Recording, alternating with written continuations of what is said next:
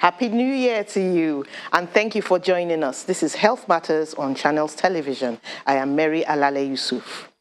By Friday, December the 31st, there were more than 288 million confirmed cases of COVID-19. In 2 years, we have lost over 5.4 million people to the disease. In Nigeria, there were more than 242,000 confirmed cases, more than 214,000 of whom have recovered. We've lost 3,031 precious souls. More than 9 billion vaccines have been administered globally. In Nigeria, over 10 million first-dose vaccines have been shot, and over 4 million people are fully vaccinated. For many, a new year signals a fresh start. Unfortunately, whether it's at the beginning of the year or any other time, people tend to take on too much too soon and neglect other important aspects of life, causing them to bail out on good habits instead of turning them into a lifestyle. To help us live a healthier life in the new year and beyond is a board-certified lifestyle medicine physician of the International Board of Lifestyle Medicine. Dr. Chinasa Amadi is also a weight loss coach, nutritionist, and founder, Ariella Health and Fitness. She joins us by Zoom from Port Harcourt, Rivers State. You are welcome to the show, Dr. Amadi. Thank you so much, and Happy New Year to you. I wish you the same. Shall we start from the most obvious things? I mean, taking from COVID-19, being with us for 2 years, and we say, how do we live a healthier life? Maybe we should start with the mask up, wash your hands, cover your cough stuff. Just tell us what to do to help us handle COVID a bit better. Let's start there. Okay, so I want to make a reference to the statistics you made, which is about we've lost over 5 million people to COVID. We have lost an equivalent over 81 million people to non-communicable diseases in the past 2 years. And most of the deaths from COVID were related with, they're associated with people that had underlying diseases, they had comorbidities. And because, so having a comorbidity like either hypertension, diabetes, arthritis, we also call these lifestyle diseases, having them increases your risk of severity from COVID. So first things first, I'll say is, how can you prevent these lifestyle diseases? Washing your hands, very good. We all know that. Using your hand sanitizers, wearing your face mask, avoiding crowded areas. We all know that. But how many of us are actually intentional with what we put into our bodies? Are we intentional with, are we exercising? Are we sleeping well? Are we managing stress effectively? Are we overdosing on tobacco and alcohol use? How is our social connectedness? And that is the key of lifestyle medicine. And that is what this is the framework for, I say actually not having a severe case of COVID. When your lifestyle, you are healthy optimally, you're eating healthy and you're exercising, you're doing the things in accordance to, so that you prevent lifestyle conditions like high BP, diabetes. Even your COVID severity risk is a lot more reduced. So that's what I'll say about that. If we were to, someone is to consider living healthy in the new year, what would be the first thing that will come to your mind? What should be considered first? Mindset. We have to change our mindset. That's the first thing. Because if our mindset is not changed, whatever we do, it will be a diet, it will be a temporary fix. But in the new year, start first of all by that mindset that I am going to prioritize myself. That is the first step. Self-care, self-love. I always say self-love, eating healthy is an act of self-love. Exercising is an act of self-love. It's prioritizing you. So first of all, condition your mindset to make yourself priority. That is the first step to living healthy. If your mindset has not been reformed, if you start eating vegetables today, you'll stop by February 15th. If you start exercising today before 31st of January, you've stopped.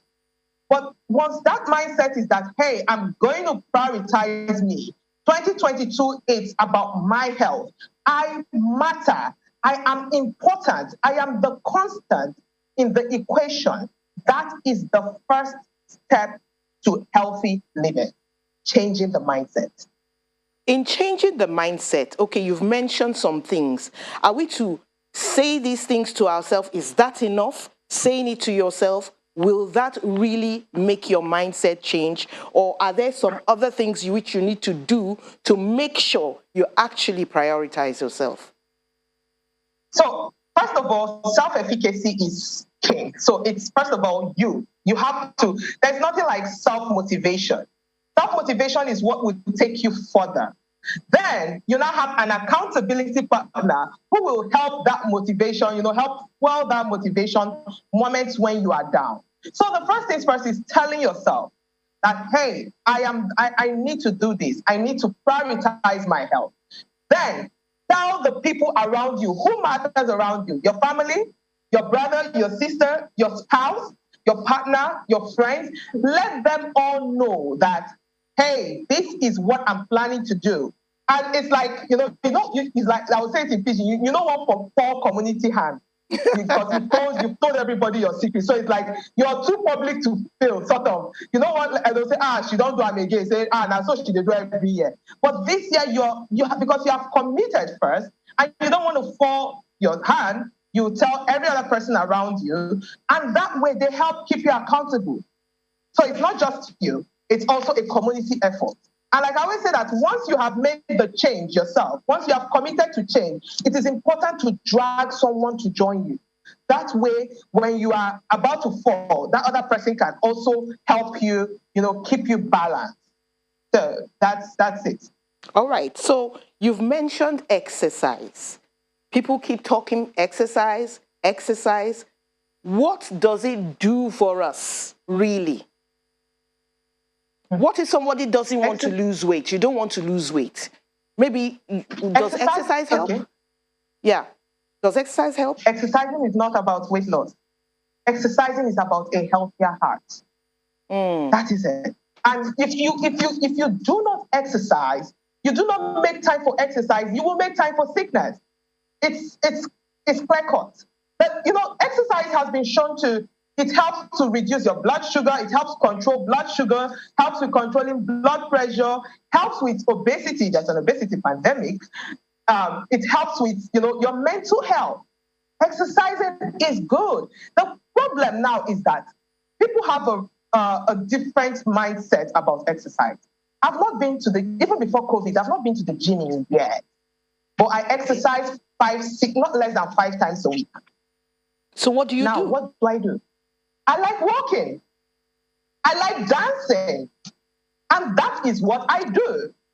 The issue is we have this high picture of, we're thinking about, I want to do something highfalutin. So you want to go to the gym, you want to, you're seeing people doing things online and you just like, I want to see myself today. What do you like doing? Do it. Do you like dancing? Dance.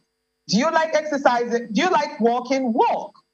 So something basic, as simple as that. Find what you like doing and do. You have to enjoy it to be able to sustain it. If you're not enjoying anything you're doing, any form of routine physical activity, routine movement is exercising. So you have to enjoy it to be able to sustain it. What do you like doing? You like to play, but if you like dancing, most people like dancing. You don't need to video yourself even dancing. Put 5 songs together. By the time you put 5 songs together, that's already a 25-minute track. And that 25 minutes, you just dance, you're having fun. If you want to convert it into a praise session, convert it into a praise session. And you have exercise. That's it. The recommendation for a healthy adult is not less than 150 minutes of moderate intensity exercise every week. Does this change with age? Does this change with age? Does it change with age? Funny enough, the recommendation is constant from 18 years upwards. It's constant. Okay, 150 minutes. What every about week. children? I see a lot of parents now shushing their children up, telling them to sit down, watch TV. We don't want you to go outside, blah, blah, blah. But I heard that running around is just part of being a child and it's good. The recommendation for children is actually 60 minutes every day. So 1 full hour of active play. The recommendation was, it's the beauty about lifestyle medicine is that it's evidence-based. And these recommendations they are clear cut for us. The only change is usually when for something like for comorbidities, there's a difference. But when it comes to exercising for children, the minimum is 60 minutes of active play every day. So your child is meant to be moving. They're meant to be active. Unfortunately, and that is part of the reason why we are seeing the enormous rise in the obesity pandemic. We're seeing that it's outrageous now. Recent studies are showing that 1 in 10 children born after the year 2000 will develop type 2 diabetes. Wow. Studies, there's a rise in the obesity pandemic. Children are not playing as much as they used to. Children are eating more processed foods. They're enjoying more snacking on foods that do not edify the body. And we say, oh, they are just children. Okay. So, Doctor, let me quickly ask you this. These days, I see a lot of stuff, on the internet saying, do this and lose weight without exercising. Just drink this coffee, drink this tea, or take this mixture, and you'll be fine. You don't even need exercise. What do you say to this? First thing I'll say is, think about it. If you have a Range Rover, you won't come and meet me. It didn't start in the morning. You won't meet me and ask me, doctor, which wire should I put, the yellow wire and the blue wire? Your car will just blow. You won't ask me. So why do you take information? Why do you take health information from any place, anybody, whoever? You don't even know. You just take information about your health. That's why I said at the beginning that the first things first is you want to prioritize. If you consider yourself more exotic than a Range Rover, you will not do just anything. You will not just take anything anybody says and put into your body, because you only want to put in quality oil. There are some cars that can't just take roadside oil. The engine will knock and you spend a lot more. Your body is worth more than that. And that is why I say mindset first, prioritizing you first, positioning yourself as premium. You are premium. So you don't just take anything online. They say, oh, do this without exercising. It's not about the weight anymore. You can be slim, but you're not healthy. Being slim doesn't equal being healthy. Thank you for that. We've had people that Thank you for that one. Slim and their cholesterol level are so high. Their blood pressure is outrageous. The goal of weight loss is not to fit into a slimmer casket. That's not the goal. The goal is a healthier you.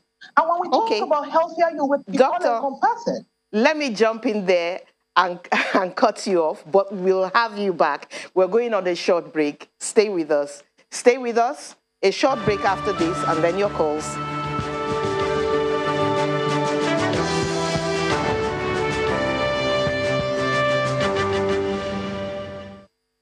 Welcome back. It's Health Matters on Channels TV, and we are talking about living a healthier life in the new year. I apologize. We will not be having calls today, but sit by and enjoy. We have Dr. Amadi in the house, lifestyle medicine physician, talking about living a healthier life in 2022. Doctor, we have said a lot about exercise. Let's talk about food.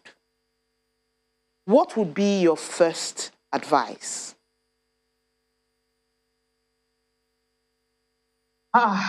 Can I have two first? Okay, Because the first one first will be two first. The first one will be start eating a fruit every day, a fruit and vegetable every day. And then the second one will be, we all know what junk foods are. Scrap them out. That's the second thing. Now, see the thing about fruits and vegetables. The studies show that 5 servings of fruits and vegetables a day reduces your risk of heart diseases by up to 25 to 35%. Up to that. So imagine just doing that, first of all. That already reduces your risk of heart diseases, includes high blood pressure, peripheral artery diseases, heart attacks, any form of heart disease. Fruits, 5 servings of fruits and vegetables a day. Now, most people say, oh, fruits and vegetables are expensive. I say, go for what is in season. When you eat what is in season, it is cheaper. Right now, garden eggs are in season, pawpaw is in season, pineapple is in season. So you could have that. This is not the time to start looking for mangoes. And of course, because if you see a mango now, it may be so expensive. So look for what is available to you in your location and what is affordable for you. That way, it will be sustainable. Because the goal of this lifestyle is not for you to eat and be broke and then you cannot sustain it. So first things first, add in fruits and vegetables. Then the second thing, scrap out junk food. Those sodas, those carbonated drinks, they're not doing anything for your body. Really, the whole fried up and down, they are not doing anything for your body. So you know that. We all know that. Now let's apply what we know. Okay, there are two things that you have raised here. First of all, is your 5 servings of vegetables and fruits. Where are you putting all the 5 servings in a day? What does 5 servings mean? What does that mean exactly? How much is that? So I like to use the measuring cups. Now, the measuring cups are standard worldwide, which is the cups the people that bake use. If you can get a set of them for less than 1,000 naira, a set of cups and spoons. So the standard, they wrote 1 cup on it, that's around 250 ml. That's what is written on the cup. When you chop your fruits and put inside, it's around 1 serving. So that's equivalent to, say, 1 medium-sized banana, or like the 100 naira size of watermelon, that's 1 serving. You just chop it and put in the cup. That will give you an estimate of what 1 serving is. Same thing, you chop your leaves and put in there, it will give you an estimate of what 1 serving is. Raw. Okay, so 5 servings of fruits and vegetables. Then the other thing you mentioned was pineapple. Pineapple is a bit controversial.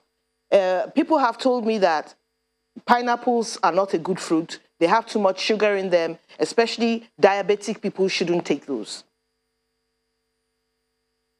The question I always ask is, who said? When they say someone said, my first question is, who said? So if the person that is saying is the person, just what's backing? Okay, show me a scientific evidence. Yes, of course, with fruits, for diabetics, it is not a one-size-fits-all for diabetics. But diabetics have to have their fruits. The question is just about how are they having their fruits, what time they are having their fruit. And for diabetics, you can't work in isolation. It's not just eat this and don't do any other thing else. No. Or don't eat this and not do any other thing else. No. It's all encompassing. You have to exercise, as you eat your fruits, you're exercising, you're managing stress effectively, you're sleeping well. All those things affect your insulin sensitivity. So it's not a one-size-fits-all, but for the sake of being healthy generally, your fruits are acceptable. Okay. Tell us about... The fruits from sugars are different. The body reacts to it differently than artificial food. So I saw something one time, someone said, oh, your body doesn't know, is it processed sugar or is it raw sugar or is it real sugar? Your body knows. Your body knows what is artificial. If you listen to your body, we have to be listening to our bodies. If you listen to your body, you will notice the difference. I've not had soda in more than 10 years. If I take one now, my body flares up because I know, the body knows. But I take my pineapple juices, I take my watermelon juices, which I make at home. So it's your body always knows. How do you manage stress? Stress is a part of life, first of all. And most times I say you may not be able to control stress, but you can control how you react to stress. And you have to be intentional. This needs a lot of self-discipline, especially if you stay in somewhere like Lagos. You really need to be very intentional. So, what the ways I manage stress, and it's a good proven way. Exercising is so good. Massages are so good. Sleeping is so good. Minimizing screen time. So when it's time for sleep, sleep. Not when it's time for sleep, you are picking up your WhatsApp to check who replied which message or which alumni sent what message. No, just shut down, because the using the phone also generates this stress inside. You won't even know what's going on. So minimizing screen time is also very good for stress. Spending time in nature, like just taking a vacation 1 or 2 days, just go to an area where there are trees and enjoy nature is a stress management technique. However, it all boils down to you. You have to find a way to react differently. So sometimes someone is upsets you, or work is you're feeling toxic. If singing makes you happy, sing. Condition your mind. It's all the way you react is what matters. You cannot control the action, but you can control the reaction. And that is what is key. I like singing. So what I do, I sing a lot on traffic. When traffic is like I'm about to lose my mind, I just start singing, because I cannot control the traffic. If I get stressed up, my blood pressure will go up. And who suffers? Nobody. It's just me that will suffer. Dr. Amadi, that perspective. We were right when we said a half hour wasn't enough for this discussion. But you've been so good, and you've put as much as you can into the meeting. This has been wonderful. Thank you so much for taking our time today to come and educate us. It's been lovely. Glad to have you. And thank you very much, viewers at home, for watching. Have a wonderful new year. I am Mary Alale Yusuf. Bye-bye.